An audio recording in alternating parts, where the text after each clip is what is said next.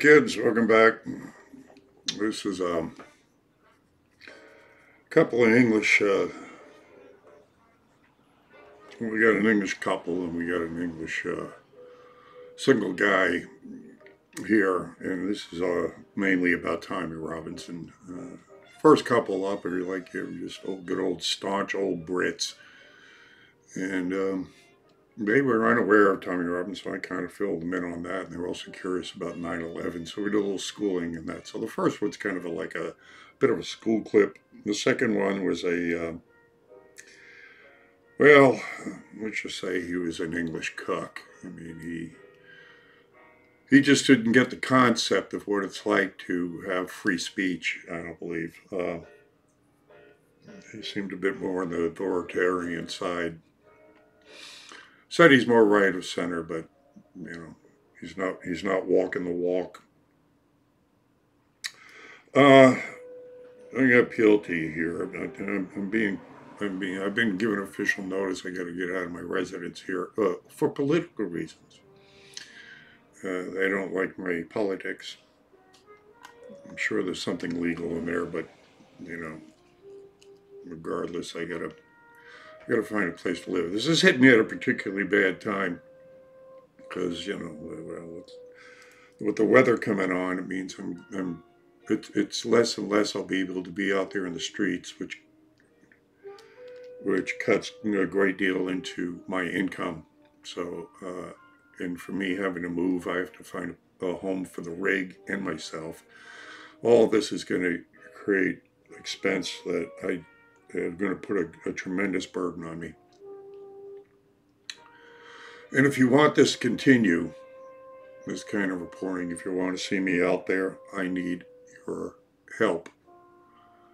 So please, if you can, in any way, contribute financially, it'd be a tremendous help for me. And then, of course, share these videos so more people can get the message, and perhaps some of them can help me out.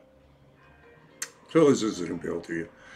So if you like it, you like it. If you care, you share. If you haven't subscribed already, please do. Creeping back up there in the subscriptions, but usually when I get around to, you know, the 9,970 odd mark, they start dropping off again. We'll see if that happens again. Or if I finally bust, if I can get another 30 subscribers and actually get that to that 10,000, that'd be nice. But we shall see in all this. Anyway, I hope you enjoyed this video, and again, you know, if you can, go support me. So let's get back. Let's get on the streets here. And what do you do there? What do you do in jolly old England? Huh? He's retired. Retired from?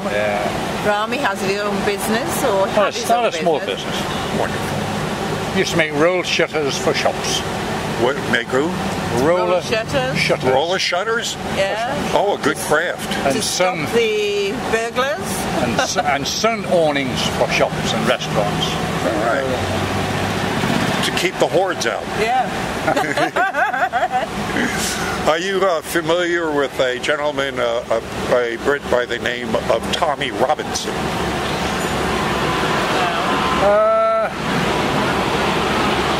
No. Well, Tommy Robinson in Newcastle. I think he was from Luton, if I'm not mistaken. But Tommy Robinson made quite a bit of headlines worldwide over the past year. Especially this was about 3 months ago. He's a lad from his town, watched his neighborhood get taken over by the immigrants that were coming in, started reporting on it, and then the city got taken. So he became basically a street reporter.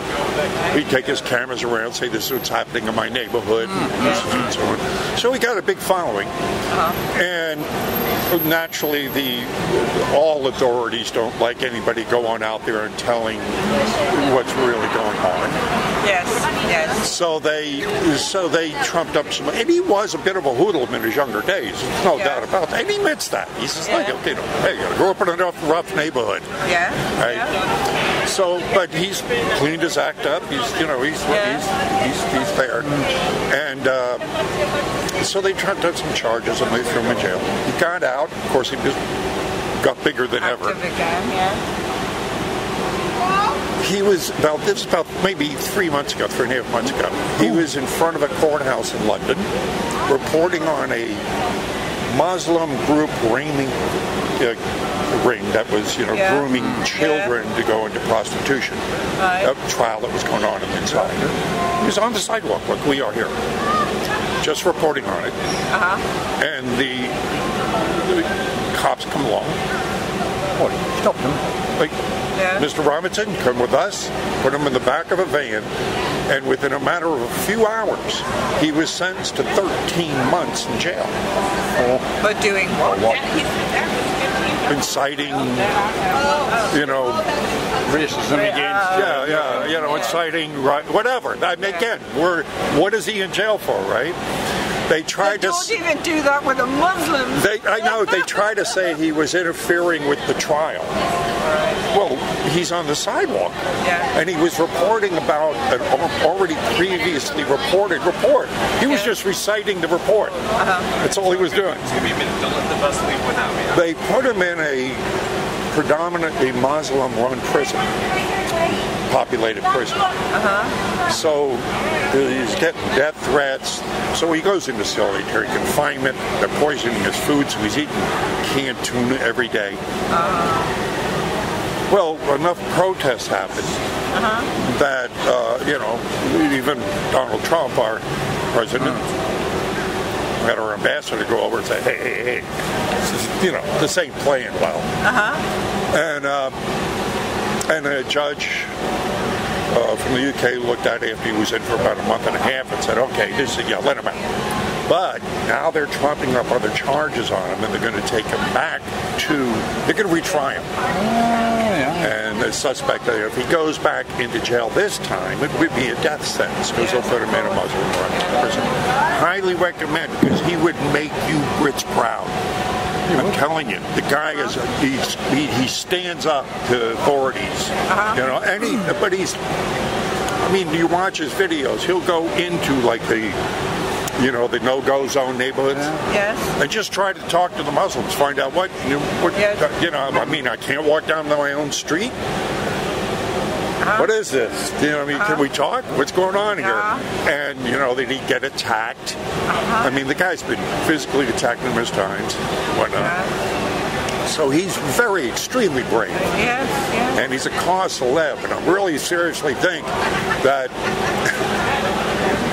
if his popularity keeps growing, he could run for the prime minister and get it. But I think most of the British people feel like him. Because that's why I didn't want to, stay in Brexit and all this. Well, indeed. And I'm finding, much like here, depending on where people are from, there's a big divide on how they feel about this. You run into some of these from the young adults from London, and they're living in another world. They don't understand. They don't see it. They don't see what they call Tommy Robinson everything. The typical what you would expect: racist, neo-Nazi. When he's none of those things. I'm none of those things. Of course not. So you have those what we call here snowflakes. Over there, because I talked to them out here too. And then we have, what I'm finding is Brits. That, like you have Americans here that stand up for America. And come from a long tradition. And understand what it means to keep your culture. Respect others, but keep your own. That's what I believe, So, what's his name? Tommy Robinson. I'm going to look him up. I will. I'll look him up. And support him. And support him. Absolutely. Great. Well, here, let me give you this. This is good anywhere in the world, okay? This is a get-out-of-jail-free card from Hillary Clinton. And it's good for any crime in the world, too. Hillary Clinton. The problem that I think the American nation have is what is true, what is false, fake news, genuine news, and they're getting so much wishy-washy that at the end of the day they can't. Well, or the actual news people just retaining what they don't want to tell the nation and tell the nation only what they want to tell the nation. Most lies are told by omission, what they do not say. Yes, yes. Well, we know that just with timeshare and things like that. Yes. Timeshare and things like that. Yeah. The things they don't say. It's always what they don't say. But they say, you know, and my litmus test here is, if they're taking commercial money, if they have to break for commercial, and they brought to you by Bear Aspirin, you know, and they're not going to tell you about the effects of the medicines when you're being sponsored by the very pharmaceutical companies. That, you know, it's not going to happen. So all of these guys tell truth to a degree. And then again, it gets to what they do not tell us. The London bombings are very suspect. Really? Oh. So what does this mean here, this one here? Thank you. This is under the what would be known as false flag operations. All right. Now, false flag operations go back to the pirates. They would, like if they saw a British ship in the distance, they would raise a British flag, and then the British ship would think, oh, it's a friendly. And when they get up with a cannon, you know, with a cannon range, it's like, up with a Jolly Roger, and boom, boom, boom. Yeah. It's called a false flag. Right. Well, false flag operations are used by governments. What they do is they'll attack someone and then blame it on their enemy. So the Reichstag fire is a good example. It was Goring that started that fire, and then they blamed it on the Polish guy, right, or whoever. They blamed it on one of their communists. They said he was a communist, right? So then they passed what was equivalent of our Patriot Act. Matter of fact, what they passed after the Reichstag fire was almost word for word what our Patriot Act was after this. Because this is a false flag. 19 hijackers did not attack us that day. No. They weren't even on those planes. Was it not? No. They weren't on the flight manifest. 5 of them showed up alive on a BBC program after the fact and were interviewed. You're BBC. These planes, the planes that flew into here were most likely remotely controlled. This building is called WTC-7, or the Solomon Building. It's the last building built in the World Trade Center complex. 47 stories tall, housed all 16 of our intelligence agencies and the mayor's emergency bunker. This thing was a fortress. From where we're standing to the other side of the French Market from the Twin Towers, at 5:20 in the afternoon, without being hit by anything, it did this in 6 seconds. Straight to the ground. No one's ever explained why that building fell. Nothing hit it. It just, in a perfect crimp, fell into itself in 6 seconds. No resistance. Well, it's got to be explosions. Indeed. So these things are unanswered. They're not going to tell you that. There's so much that we do not know, they don't want us to know, from the foods we eat, to the air we breathe, to the water we drink. Now here's some information on 9/11. You go to those websites on the bottom, there's Architects and Engineers for 9/11 Truth. This is some of the best architects and engineers in the world, and they have studied these collapses, and they have signed their names, their reputations, and their lives onto a document saying those buildings came down by control demolition. Wow. Well, not the Twin Towers. Oh yeah. Yeah, you think of it in time. All three of them. No, the Twin Towers. There's no way it could happen. They were designed to have multiple hits by multiple airplanes.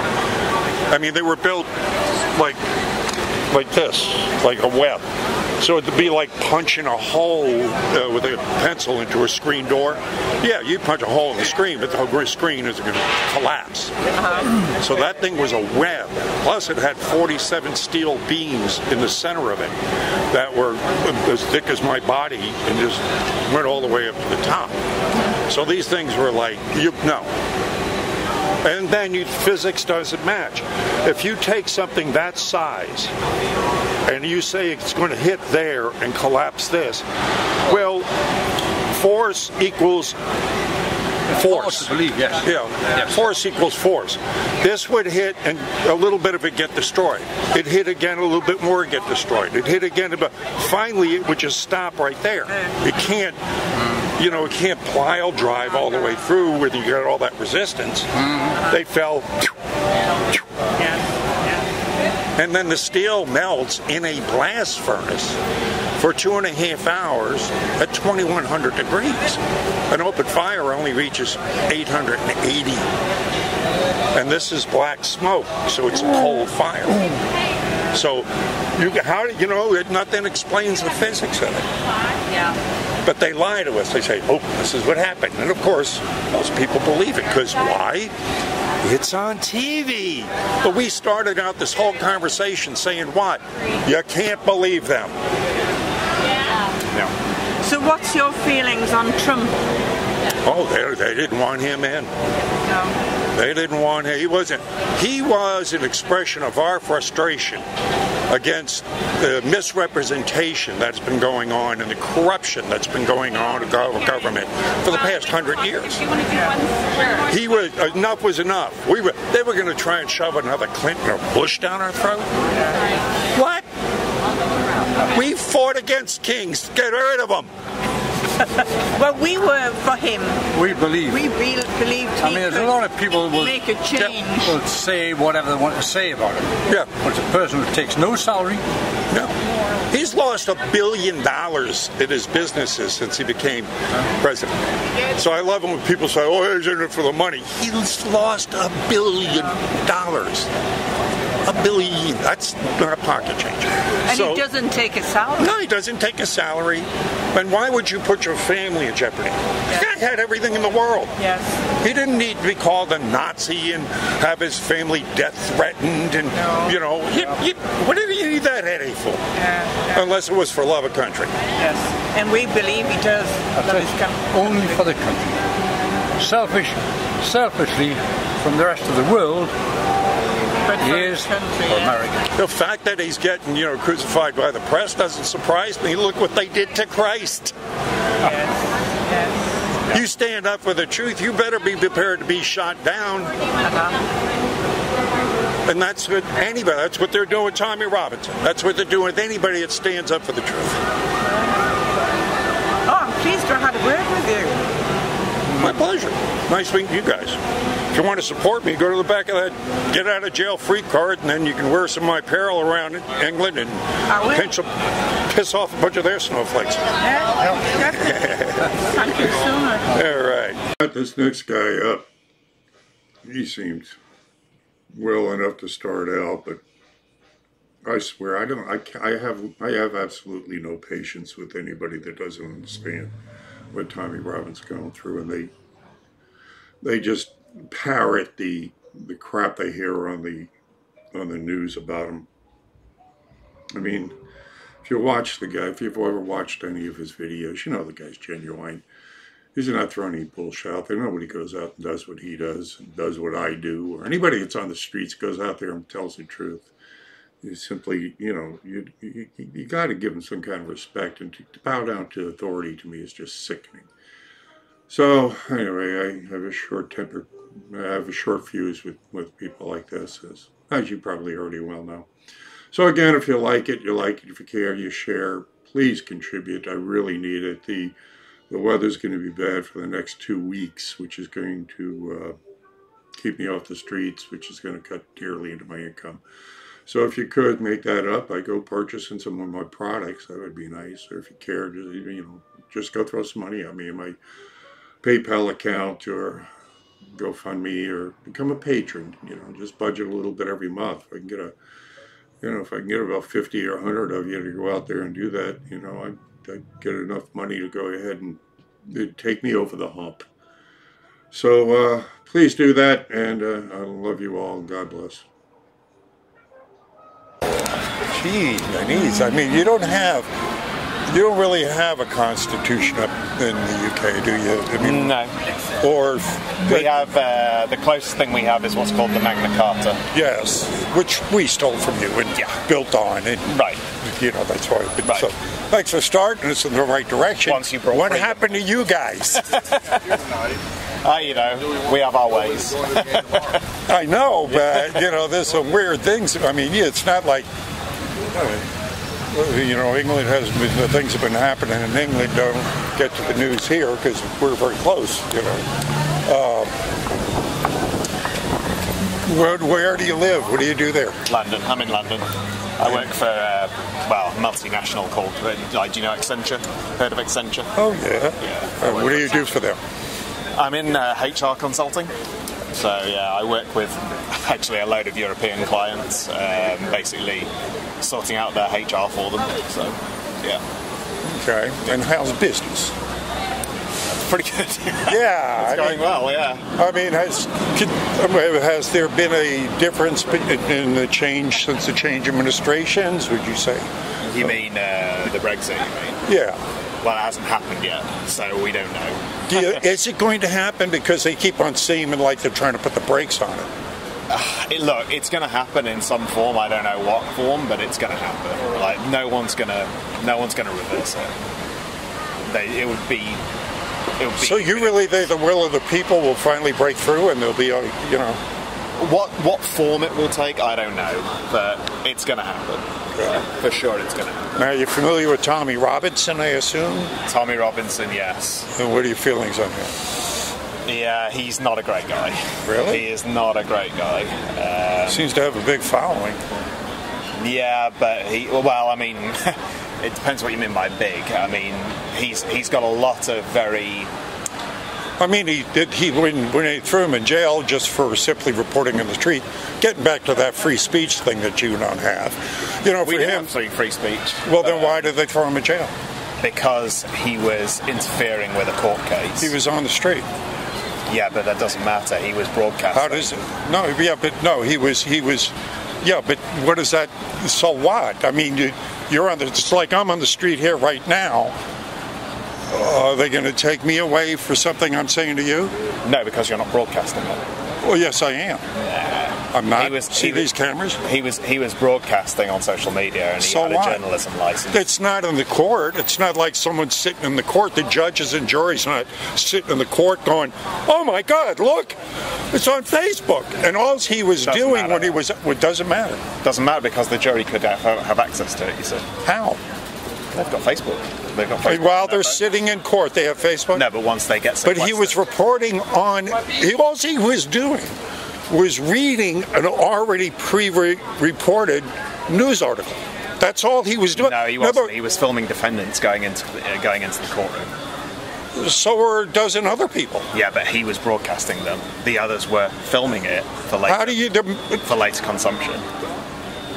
I believe that's what he was doing too, but even if he was broadcasting, I'm saying, again, I don't see how that affects what's in the court at that time. No one in the court was on Facebook or on their computer. Not at the time, but yes. When the jury gets sequestered, they then have access to their phones. That's what the problem is. Well, then they can also look up the later broadcast, because the people who were not filming at that time can later broadcast it too. The later broadcast was only after the reporting restrictions. So you're okay with quelling freedom of speech?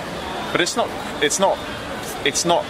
curtailing freedom of speech, because they've got the freedom to speak. So throwing him in a mostly Muslim jail where he had to be put in solitary confinement where they were poisoning his food and he was eating canned tuna for a month and a half. I'm not convinced that that's true, but I mean, why wouldn't you be? The man lost like over 40 pounds. The man being in there, he lost over 40 pounds being in there. There was, he'd already been convicted.